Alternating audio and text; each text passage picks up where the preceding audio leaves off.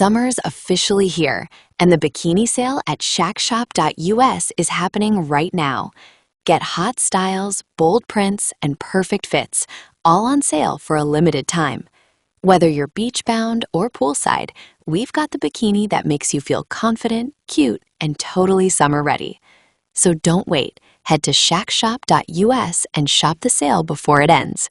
That's shackshop.us, your new favorite bikini spot. Minneapolis once again found itself at the center of a national political storm after the fatal shooting of 37-year-old ICU nurse Alex Pretti by a federal immigration enforcement officer. The incident, which occurred during an immigration enforcement operation, rapidly escalated from a local tragedy into a defining political flashpoint for the Trump administration's immigration strategy and Democratic resistance at the state level. Within 48 hours, protests surged, federal officers were confronted by agitators, and the White House announced the deployment of senior immigration enforcement leadership to Minnesota. President Donald Trump publicly revealed that he had spoken directly with Minnesota Governor Tim Walz, describing the call as cooperative and productive, even as tensions on the ground continued to rise.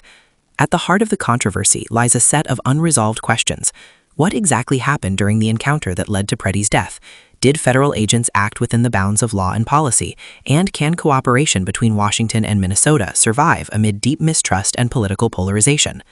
The shooting that sparked the crisis. What federal authorities say. According to federal officials, the shooting occurred after Pretti allegedly approached Border Patrol agents while armed with a 9mm handgun.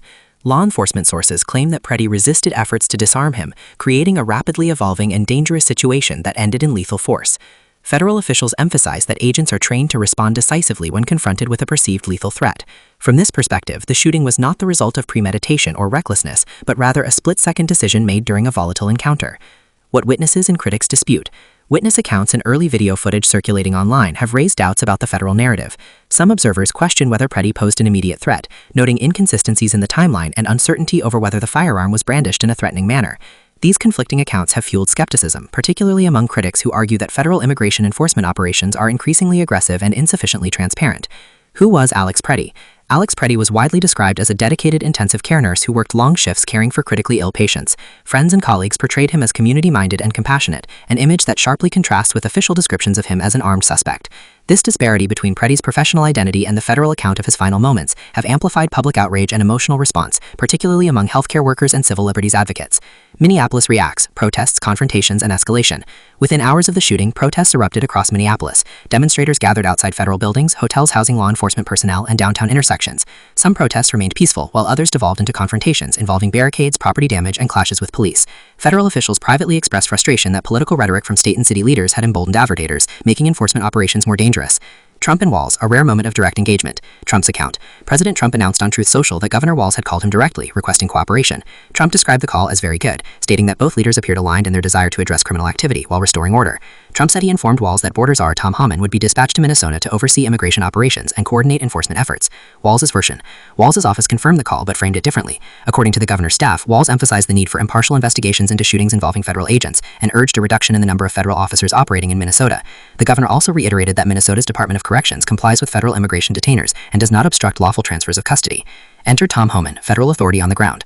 The Trump administration announced that Tom Homan, the White House border czar and former ICE director, would take direct control of federal immigration operations in Minnesota. Homan's role includes overseeing ICE operations, coordinating with other federal agencies, managing ongoing fraud investigations, reporting directly to the president. Supporters see Homan's deployment as a necessary show of federal resolve. Critics view it as an escalation likely to inflame tensions.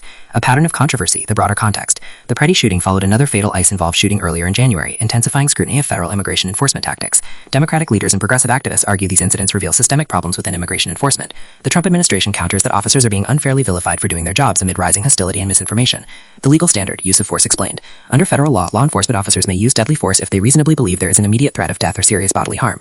Key legal considerations include whether the suspect was armed, whether the suspect posed an immediate threat, whether lesser force options were feasible, whether the officer's belief was objectively reasonable. Independent investigations typically examine body camera footage, forensic evidence, and witness testimony before making determinations. Federal versus state power, a constitutional fault line. The Minneapolis standoff highlights a recurring constitutional tension. Immigration enforcement enforcement is a federal responsibility, but states control local law enforcement resources. Trump administration officials argue that state leaders undermine federal authority through rhetoric at resistance. Democratic governors counter that federal agencies operate without adequate oversight or accountability. Political fallout and 2026 implications. The Minneapolis crisis is already shaping political narratives ahead of upcoming elections. For Trump, it reinforces a law and order message aimed at voters concerned about crime and border security. For Democrats, the incident underscores concerns about civil liberties, policing reform, and federal overreach. Media narratives and public trust. Coverage of the shooting has sharply along ideological lines. Conservative outlets emphasize officer safety and criminal enforcement, while progressive media focus on accountability and racial justice. This fragmentation complicates efforts to establish a shared understanding of the facts, further eroding public trust. What happens next? Several developments are expected. Independent investigation findings, potential DOJ review, continued protests or de-escalation, policy adjustments at the federal or state level. Whether cooperation between Trump and Walz endures may depend on these outcomes.